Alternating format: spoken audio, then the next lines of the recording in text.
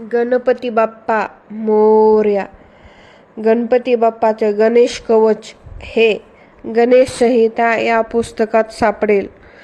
कश्यप ऋषींनी गणेश कवचची रचना केली आहे. गणेश कवच चे त्रिकाल पठण केल्याने आपल्याला सर्पापासून रक्षण होते. आपल्या सर्व मनोकामना पूर्ण होतात. हे गणेश कवच कश्यप ऋषींनी मुदगल ऋषीस सांगितले.